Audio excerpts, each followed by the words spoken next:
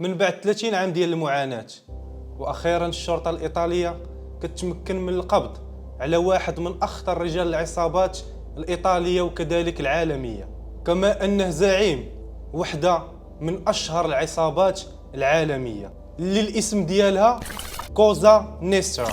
دابا نتوما تقدروا تسولوني كيفاش عصابة مشهورة بحال هكا الشرطة تمكنت من القبض على الزعيم ديالهم وهما ما حركوا حتى شي ساكن وما داروا حتى شي حاجه، على عكس غوزمان اللي الاب ديالو التشابو اللي هضرنا عليه في الفيديو اللي فات، اللي مازال ما شافوش يمشي يشوفو، اللي نوضوا الروينه في المكسيك من بعد ما تم القبض عليه. وباش نعرفوا علاش هاد العصابه ما تحركاتش واخا الزعيم ديالهم تقبض، داكشي علاش تبعوا الفيديو حتى الاخر باش تعرفوا شنو واقع حاليا في ايطاليا، حيت اليوم غادي نهضروا على قصه ماتيو دي سينا دينارو.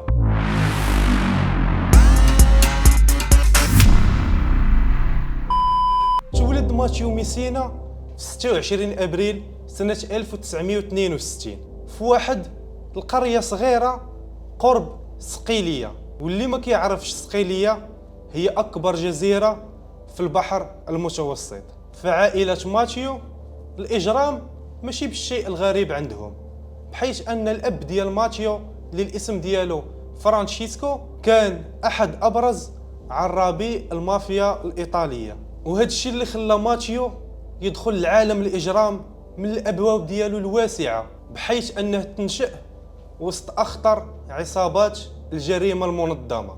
هذا الشيء اللي خلى ماتيو يحمل السلاح لاول مره في سن 14. كما ان ماتيو دار اول جريمه قتل موثقه فقط في 18 من عمره. يقدر هذا الشيء يكون جاكم غريب، ولكن هذه شي حاجه عاديه عند الاسر المنتميه للمافيا.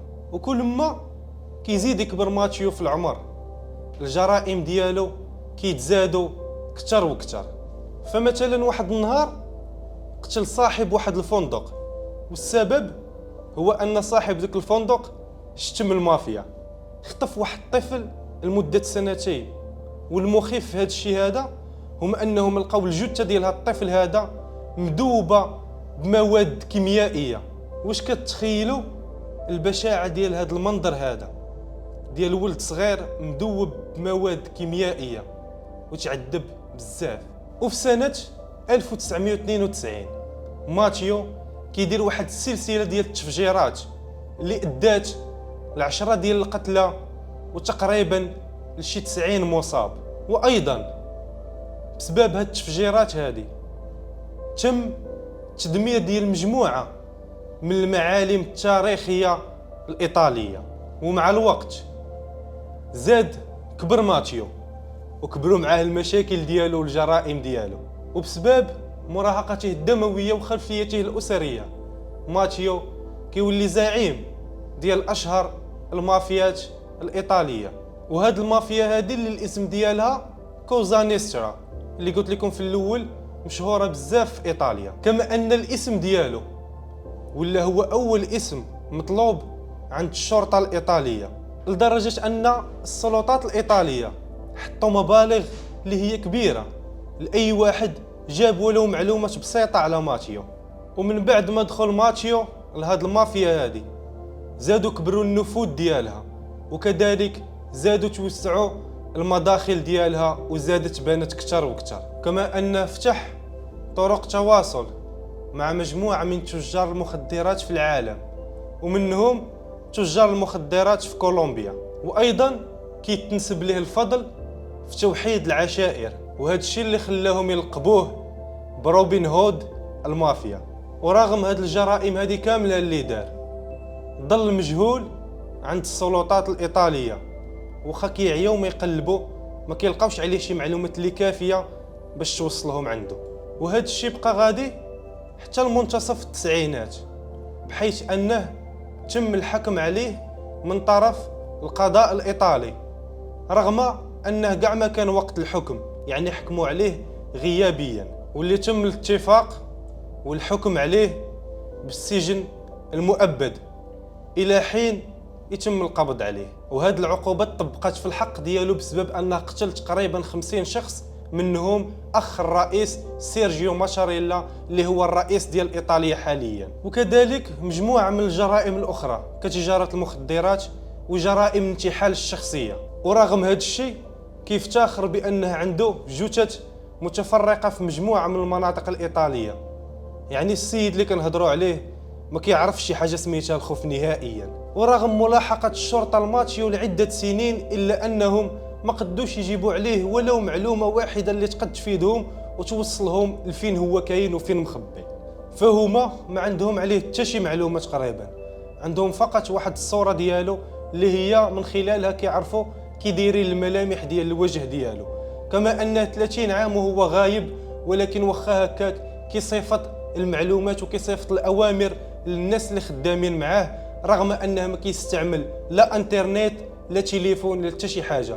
كيفاش كيدير لهذا الشيء الله اعلم. ولكن رغم هذا الشيء كامل الشرطه ما استسلمتش لماتيو وبقات كتقلب عليه لسنين وسنين طويله، حتى مؤخرا في 16 في هذا الشهر هذا وفي هذه السنه هذه اخيرا الشرطه الايطاليه كتمكن من القبض على ماتيو في عمر 60 سنه، اللي اعتقلوه في احد المصحات بحيث انهم لقاوه كيعالج واحد المرض سميتو سرطان القولون اللي كان صابو مؤخرا بهويه مزوره.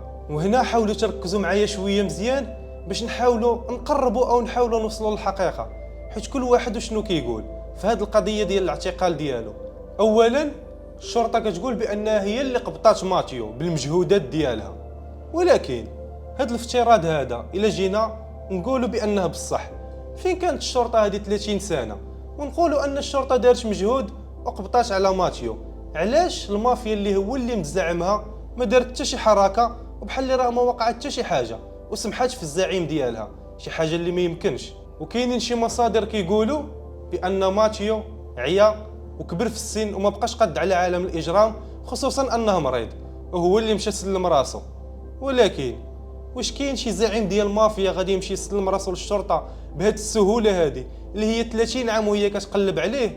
شي حاجه اللي ما يمكنش وغريبه، يعني غادي نستبعدوا هذا الافتراض هذا. وكاينين مصادر اخرى كيقولوا اللي هي صراحه هي اللي جاتني عقلانيه شويه، كيقولوا بان المافيا اللي متزعمها ماتيو هي اللي سلماتو للشرطه بسبب انه كبر في السن وما بقاش قد على عالم الاجرام وهما بغاو يتخلاو عليه. نقدروا نشوفوا هذه النقطه هذه ونقولوا انها بصح، حيت كيف ما عرفنا وكيف ما قلت لكم بان ماتيو ما بقاش قد على عالم الاجرام. داكشي علاش قد تكون المافيا اللي هو متزعمها دارت يدها في يد الشرطه وسلمات لهم ماتيو من اجل مصلحه خاصه. حيت كيف ما شفتوا كاملين وكيف ما قلت لكم في القصه اللي كنت حطيت لكم على التشابو على الابن ديالو، ملي تم الاعتقال ديالو المافيا دارت الروينه. علاش المافيا ديال ماتيو ما دارت حتى شي حاجه رغم انه هو اللي متزعمها؟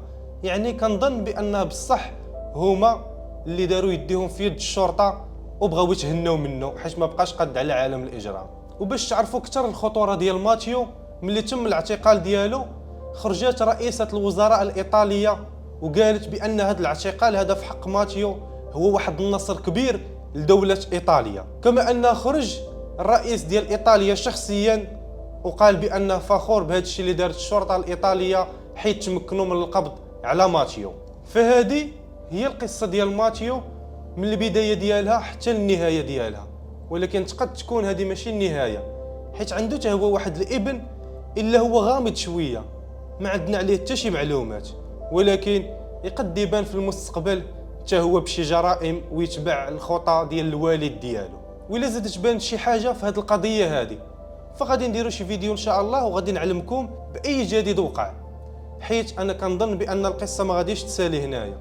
وانتم اللي عليكم هو تخليو واحد لايك وتبارطاجيو هذا الفيديو، واللي مازال ما مشتركش يشترك في القناه باش تمتع حتى نتايا وتسمع القصص اللي غادي يعجبوك ديال بصح. المهم كلشي بارطاجي الفيديو ونتسناوني في الحلقه الجايه ان شاء الله. تهلا.